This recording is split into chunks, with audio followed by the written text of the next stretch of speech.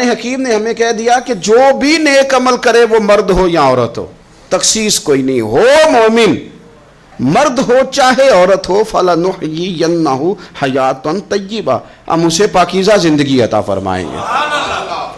اللہ کے پیارے رسول صلی اللہ تعالیٰ علیہ وسلم نے ارشاد فرمایا، حضور علیہ السلام ارشاد فرماتے ہیں کہ مختصر سی بات ہے، مسند امام احمد بن حنبل میں، انسان کے لیے جنت میں چلے جانا نا بہت بڑی کامیابی ہے۔ کیوں؟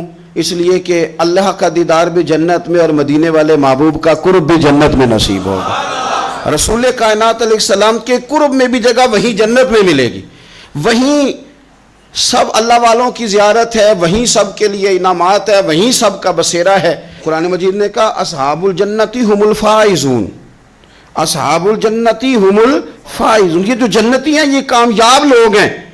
تو نبی پاک صلی اللہ علیہ وسلم نے مختصر بات ارشاد فرمائی مسند امام احمد بن حنبل میں، حضور فرمانے لگے عورت 5 نمازیں پڑھے، اپنے روزوں کی حفاظت کرے، یعنی رمضان کے روزے رکھے، فرمایا اپنے خاوند کی اطاعت کرے، نماز روزے کی پابندی کرے، خاوند کی اطاعت کرے اور اپنی شرمگاہ کی حفاظت کرے، تو حضور فرماتے ہیں پھر قیامت والے دن نہ اس کے لیے جنت کھول دی جائے گی، وہ جس دروازے سے چاہے جنت میں داخل ہو جائے۔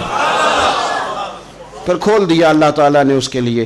2 ہی باتیں، ایک یہ کہ نماز روزے کا خیال کرے، خاوند کی اطاعت کرے، شرمگاہ کی حفاظت کرے، تو جنت کے جس دروازے سے وہ چاہے گی نا اس کو داخلہ دے دیا جائے گا۔ تو عورتوں نے بڑے مضبوط ایمان کا مظاہرہ کیا ہے، مضبوط ایمان کا۔ پہلی مثال دیتا ہوں جناب ہاجرہ کی۔ حضرت ہاجرہ رضی اللہ تعالی عنہا حضرت اسماعیل علیہ السلام کی والدہ ہیں، جناب ابراہیم خلیل اللہ علیہ السلام کی اہلیہ ہیں۔ میں نے پہلے بھی ایک دفعہ کہا تھا، پھر کہتا ہوں کہ آج کل نا کاکروچ دیکھ کے، چھپکلی دیکھ کے چیخ مارنا یہ خوف نہیں، یہ فیشن ہے۔ اسے پتہ چلتا ہے کہ یہ برگر فیملی ہے، اسے پتہ چلتا ہے یہ امیر لوگ ہیں، یعنی کاکروچ کھا جاتا ہے کہ چھپکلی کھا جاتی ہے، لیکن یہ نا جی وہ جی ہمارا بچہ چیخ مارتا ہے اس کو دیکھ کے، کیا مطلب ہے بڑا پڑھا لکھا ہے جی، بڑی سوبر فیملی، یہ پڑھے لکھے نہیں، یہ بزدل ہونے کی علامت۔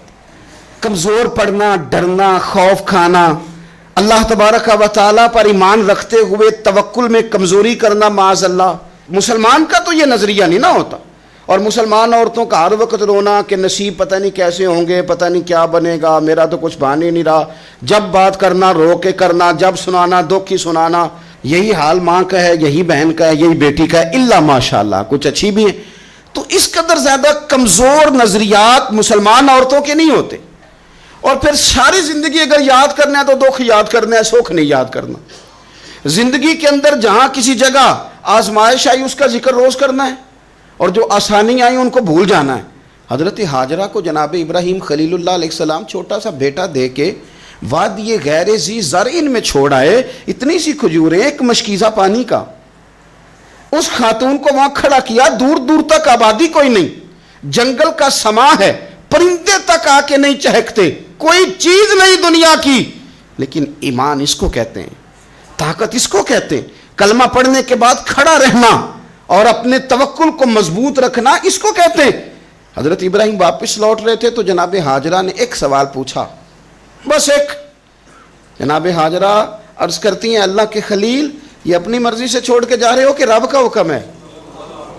میرے مالک کی میرے بارے میں یہی فیصلہ ہے، یہی رضا ہے، یا آپ اپنی مرضی سے چھوڑ کے جا رہے ہیں؟ تو جناب خلیل علیہ السلام فرمانے لگے ہاجرہ نہیں، یہ رب کا فیصلہ ہے، یہ اللہ کی رضا ہے۔ تو آپ کو بخاری میں یہ لفظ ملیں گے، جناب ہاجرہ کہنے لگی پھر آپ فکر نہ کریں، اگر رب کا یہ حکم ہے تو پھر میرا رب ہمیں کبھی بھی ضائع نہیں کرے گا۔ یہ مضبوطی ایمان کی، یہ مضبوطی، رب پھر ہمیں کبھی ضائع۔ او میرے ملت کی بیٹیوں اور بہنوں، ساری امیدیں خامن سے کیوں لگاتی ہو؟ ساری امیدیں بیٹے اور بھائی سے کیوں لگاتی ہو؟ ساری امیدیں دنیا سے کیوں لگاتی ہو؟ اس طرح کرو، اپنی ساری امیدیں اپنے رب کے ساتھ وابستہ کرو، رب کی رضا پہ، رب کے فیصلوں پہ راضی رہنا سیکھو۔ اگر تم یہاں ٹھہر گئی نا تو تمہارے پھر آنسو بہیں گے ضرور پر اللہ کی بارگاہ میں، پھر تمہاری دعائیں کے لیے ہاتھ اٹھیں گے ضرور پر اس کا کرم طلب کریں، پھر کمزور باتیں نہیں کرو گی۔ جس طرح ایمان عورتوں کا مضبوط تھا، اسی طرح ہماری جو اسلاف میں خواتین گزری ہیں صحابیات، ان کا نا تبلیغ کا جذبہ بھی بڑا مضبوط تھا، بڑا مضبوط تبلیغ کا جذبہ. حضرت ام شریک رضی اللہ تعالی عنہا قبیلہ بنو عامر سے تعلق رکھتی تھی پر مکے میں آئی ہوئی تھی. گھر گھر جا کے رسول اللہ کا دین بتاتی.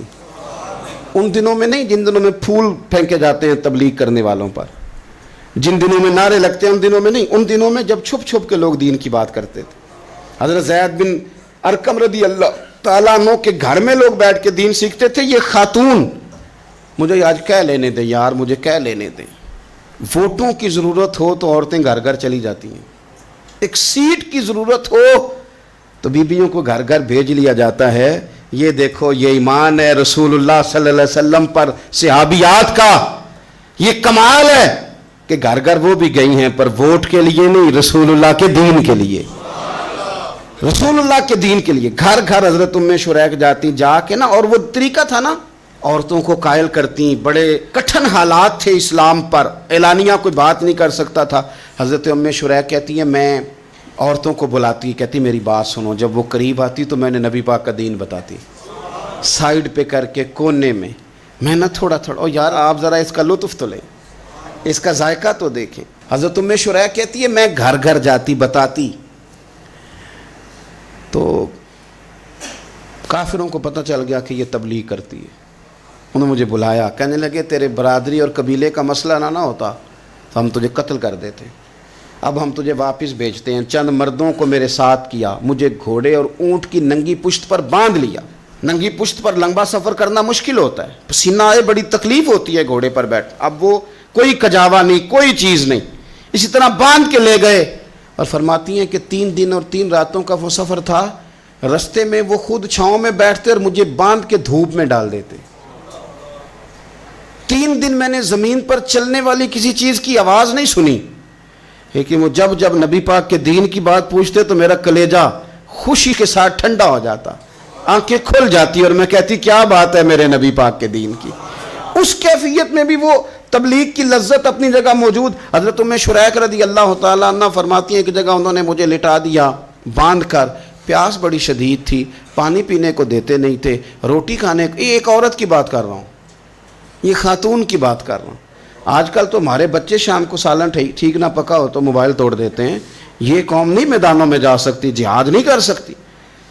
خاتون کہتی ہے کہ شدید پیاس تھی اور مجھے باندھ کے لٹایا ہوا تھا. مجھے جب تکلیف بڑھ گئی تو اچانک میں نے دیکھا پانی کا ایک ڈول برآمد ہوا ہے. میں نے اسے تھوڑا سا پی لیا پر طلب ابھی باقی تھی. وہ پھر آ گیا برتن، میں نے پھر پیا. طلب ابھی باقی تھی، پھر برتن آ گیا. امام ابو نعیم نے اس کو لکھا ہے حلیۃ الاولیاء میں. فرماتے ہیں تیسری دفعہ وہ پھر بھرا ہوا ڈول پورے کا پورا آ گیا. اب میں نے پیا بھی، اپنے کپڑوں پہ بھی چھڑکا. جب وہ سارے بیدار ہوئے تو مجھے آگے کہنے لگے کہ تو نے ہمارا پانی استعمال کیا ہے. فرماتی ہے پھر انہوں نے اپنے برتن دیکھے، مشکیزیں دیکھے تو بھرے ہوئے تھے. میرے قریب آ کے کہنے لگے یہ پانی کہاں سے آیا؟ تو میں نے کہا تم ابھی میرا عقیدہ نہیں سمجھے، یہ میرے رب نے مجھے دیا ہے، میرے رب نے مجھے دیا. فرماتی ہے مجھے باندھ کے لے جا رہے تھے پر جب میری بات سنی نا تو بول کے کہنے لگے ہمیں سمجھ آ گئی ہے تیرا دین ہمارے دین سے بہتر ہے، تیرا عقیدہ ہمارے عقیدے سے بہتر ہے. اور ایک روایت میں یوں بھی ہے کہ وہ باندھ کے لے جا رہے تھے پر یہ کمال دیکھا تو کلمہ پڑھ کے مدینے والے کے غلام بن گئے.